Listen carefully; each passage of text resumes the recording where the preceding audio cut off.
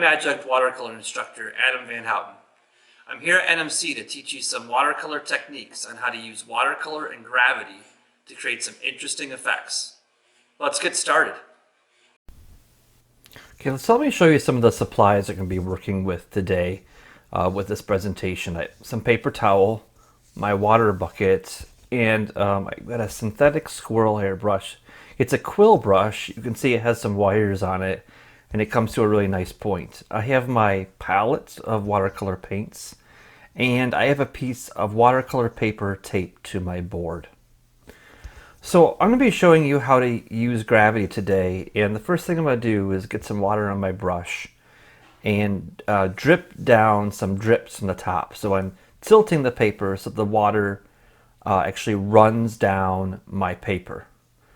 And you can see where the water runs down, that is the wet area. So I'll take a pigment, I'll take some blue and some different blues kind of mixed together, mix those up, and I'm going to touch my brush at the very top of the paper, and you can see what happens is that watercolor, the color, runs right down with the initial water drip that I made on the paper.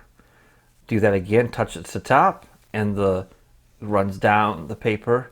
It's staying within the line of the water and is not going into any of the dry areas. It's a really fun exercise to do. Just try it out, make some drips on the paper, let that drip down, grab some colors, and depending on how much water you have in the color, how light or dark it is, and also how much with the gravity it'll drip down. So I'm going ahead and grabbing some orange there, and I'm just touching it. All I have to do is touch it, and it goes right with the water down the paper. And you can see all those lines kind of, they come right down the paper. So I'm going to grab another piece of paper. This is very similar. I'm going to make a circle with water here. So I'm just going to take the water and put it right, I'm tapping it on my paper towel just to get a little bit of water off. But I'm going to go ahead and just paint a circle with clear water. And I'm taking that and painting that all in. I'm using a fairly generous amount of water. You can see the shine from the lights. It's illuminating, and I've got a lot of shine on the paper because that water is very shimmery on the surface, and you can definitely tell where I'm painting. Let's take a color, take some colors of my watercolor, and I'll just touch my brush, just touch it to the paper. You can see it spreading into the wet paper. A little bit of magenta there. And I'm going to go for a third color here, red. Got a permanent red there. And then after I touch it, all I have to do is tilt my paper, and I'm letting gravity take over, and I'm letting the gravity pull and mix the paints together. I've got a few drips coming down off my paper, but as I tilt it, all those pigments are running into each other, and I've got those drips there. But those pigments are really running together, and they're blending and making these great gradations within the paint. So here's a triangle. Let's go ahead and do a triangle. In each corner of the triangle, I'm going to put a different color. So I'm painting that with a generous amount of paint. I'm going to go ahead and grab some orange, put it in one area of the triangle. I'm going to go ahead in the other corner, put yellow, and I'm going to go ahead in the red and put it in another color. And I just take the color and then tip it and let the gravity do the rest. You can see on the edge where I have a little bead of water, where the water really collects on the edge, and if it collects too much, it's going to drip down like it did in my circle. But if I take my paper towel and just touch it to the edge there, it'll soak up that bead.